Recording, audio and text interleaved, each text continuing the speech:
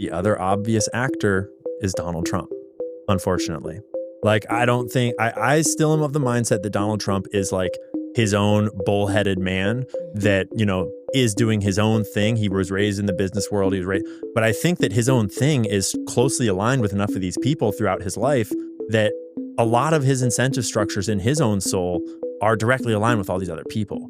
And it's not so clear to me that he is America first in the way that Americans are America first. So the reason why I always had such belief in Trump initially was because they hated him so much. Exactly. They made it very 100%. hard for him. Like, with Emmanuel Macron, the media loved him. They covered for him. They hit every blemish. Trump was the exact opposite in 2016. So I was very inclined to believe this was actually an America First movement. And they fought him tooth and nail every day of the first 4 years. Now, all of a sudden, things are different, and everyone can feel that it's different. And people don't want to admit that it's different. Fine, if you really want to not acknowledge reality and what's happening. But it is true that I feel like everything changed the day that Miriam Adelson wrote that $100 million check to him. Yep. This is the most dangerous woman in America. This is Miriam Adelson. In case you forgot, she was married to that toad, Sheldon Adelson, that croaked. She now controls the $30 billion. Remember how much money they gave Trump? Well, they're all running there. The ones that are running against him are running to kiss her ring. All I can say is, this bitch is screaming for cream rinse. Imagine having $30 billion and not knowing enough to think, maybe I should get some Brill cream because nothing else is working, honey. Anyway, she's dangerous. She's going to finance whoever's going to try to go into the White House on the GOP side. And what we need to do is be cunning, baffling, and powerful and undermine the GOP any which way we can. And I mean any which way we can. The United States is proud to recognize Dr. Adelson for an incredible career and record of service to her community and the country.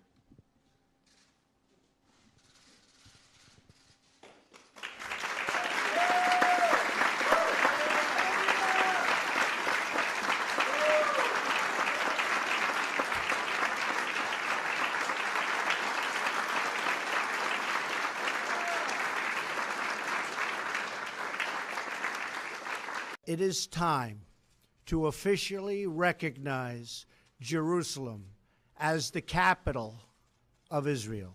When President Trump made this announcement, one man likely smiling was Republican mega-donor Sheldon Adelson.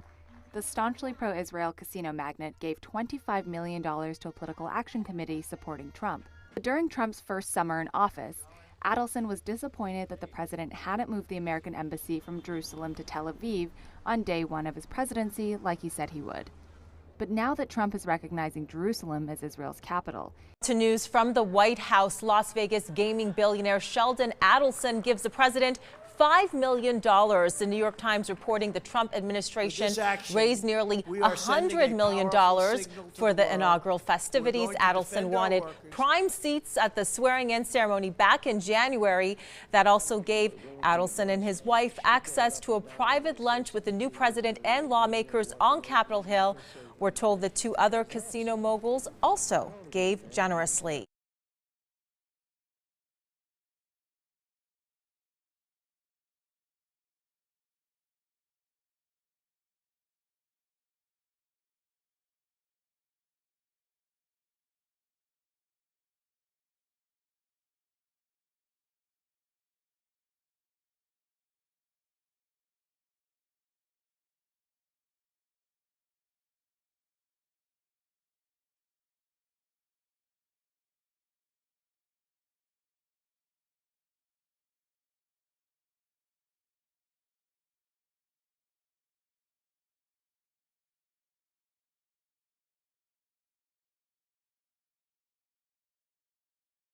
Israeli-American billionaire Miriam Adelson is donating over $90 million to Trump's campaign on the stipulation the United States recognizes the West Bank as part of Israel. Miriam Adelson is the widow of Sheldon Adelson, the casino and resort mogul. Most people don't know this. When Trump moved the embassy from Tel Aviv to Jerusalem back in 2018, he did it because Sheldon Adelson paid him $20 million to do so. This was also against the advice of Trump's aides. It was a political, not diplomatic decision fueled by Sheldon Adelson's influence. When Trump did move the embassy Embassy, one of Adelson's organizations ran a full-page ad on the New York Times titled, "President Trump, you promised, you delivered." Sheldon's widow, Miriam Adelson, currently lives in an illegal settlement in the occupied West Bank, and she's one of the biggest mega donors for settlement development. According to a report, what she really wants from Trump's second term is an Israeli annexation of the West Bank and U.S. recognition of Israeli sovereignty in all regions of the land. Under these conditions, there's no room for the Palestinian Authority or anybody to sign a peace agreement with. You want to know about politics? I'll tell you about politics. Miriam Adelson, the widow of Sheldon Adelson, a name you should know, made his fortune by running casinos in Las Vegas and Asia. Like this man, big union buster. And in 2013, he paid $47 million to make a little problem when there were allegations and accusations of a money laundering scheme just go away, because that's what he could do as a really rich man. So anyways, in 2015, what does he do? He buys the Las Vegas Review-Journal. And what does he do? Use his influence and money in order to, what I would say, curry some favors for this guy to reach the presidency. There were many workers who resigned or were fired when they didn't like what was going on, or when they investigated the owner of the newspaper, because this is just how our mass media works. So anyways, he dies, Miriam takes over, and what does she do? Aside from the two of them giving over $400 million to the state of Israel, over $400 million to Republican causes, and making it their duty that Barack Obama does not see the presidency, which of course they failed at, she then goes and buys the Dallas Mavericks from Mark Cuban. Now, Cuban still owns about 25 to 27% of the team, okay? And he still oversees basketball operations. But what we have here is someone using, again, influence as a sports owner to give $100 million to Donald Trump to help him get reelected. Where is the keep politics out of sports? A majority owner now to the Dallas Mavericks, whose last name is not Cuban. Her name is Miriam Adelson of Las Vegas. Miriam Adelson. Yeah, this is a power move, and it's a power move positioning the Adelson family as big players in the sports world. Really, how deep are the Adelson pockets? They have very deep pockets, and they're people that are very, very powerful. So when it comes to the Adelsons, I would never bet against them. Just this year, she was named the 35th richest person in the world by Forbes. She's also the largest shareholder of international casino and resort company, the Las Vegas Sands Corporation. Because they don't want to associate with other people. They want to be the ones in charge. And as new majority owners of the Mavs, they will be in charge for most everything. Ruiz says this purchase proves the Adelsons are serious about making lucrative moves in professional sports. Advance the special relationship between the state of Texas and the state of Israel. The U.S. will take over the Gaza Strip, and we will do a job with it, too. We'll own it. The commercial ties between Texas and Israel are truly booming.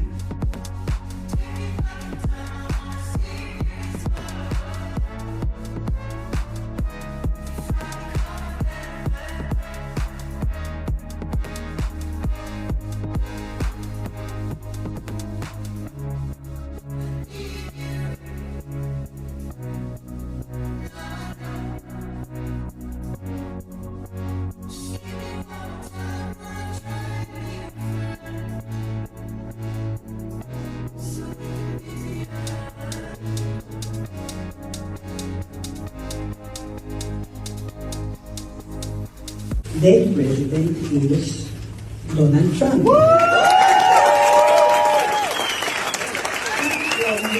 He promised to recognize Jerusalem and to move the embassy to Jerusalem.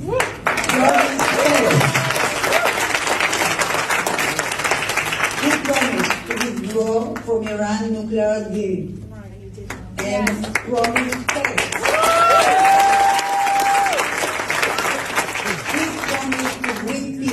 Between Israel and Arab nations.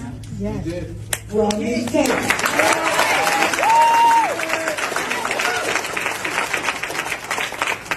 And all in Golan Heights, that was a big lift. He promised Golan Heights, and he recognized it. And all of this he did in his first term, while battling COVID pandemic, race riots, and the liberal media. I want to tell you, politicians make promises. Real leaders keep promises.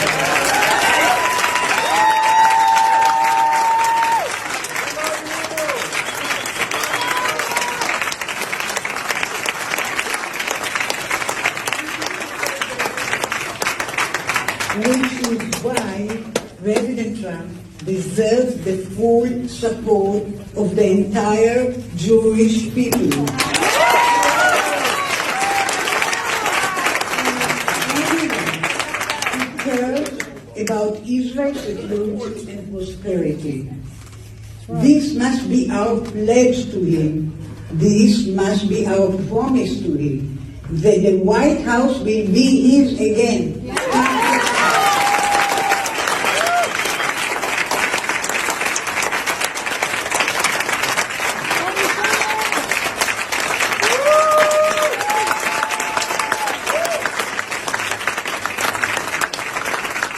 Israel and the Jewish people need it. America needs it. The entire world needs it. As Herzl said, in Totsu and Zuagada, if you will it, it is no dream. And we commit to that dream, all of us, right here, right now. President Trump, the floor is all yours.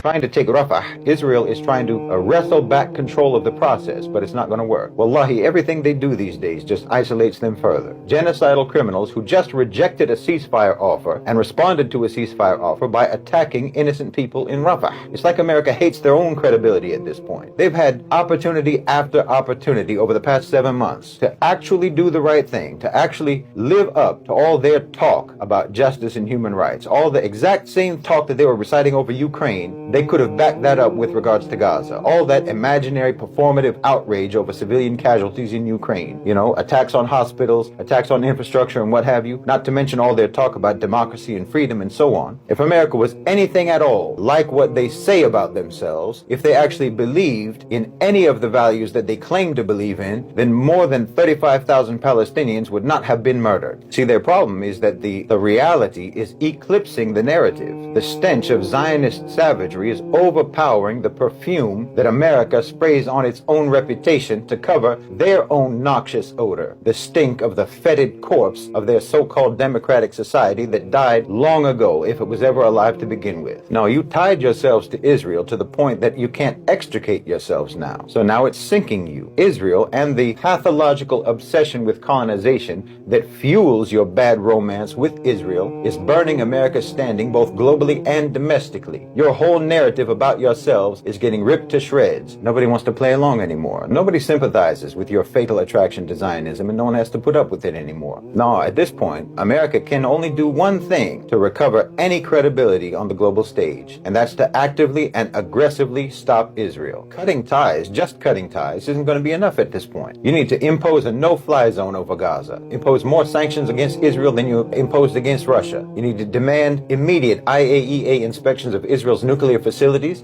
You need to revoke the American citizenship of every Israeli dual citizen and seize all Israeli assets in America and Europe. Ban Israeli media. Treat the Israeli flag the same way that you treat the swastika. Designate the IDF as a terrorist organization and Israel as a state sponsor of terrorism. And if that doesn't do the trick, then you need to launch a shock and awe campaign against Israel the same way that you did against Iraq, the same way you did against Libya and Afghanistan and so on, and bomb them back to the Stone Age, because that's what you do, isn't it? Isn't that supposed to be the American way? But we all know you'll never do that. And because we all know that you'll never do that, we all know that you have never meant a single word that you said. And that's why no one is ever going to listen to you again. So you've been found out. You've been exposed. The audience for all your speeches about democracy and liberty and human rights are filing out of the building, and we've turned off your microphone. Oh, you've passed the Rubicon of hypocrisy at this point. There's no going back now. The world is moving on, knowing what we know. And no matter how much you repeat your completely bankrupt narrative, you can't make us unknow what we know about you. America is a train wreck that collided with a dumpster fire, and you're trying to put that fire out with oil and plutonium, and everyone wants to get as far away from you as possible.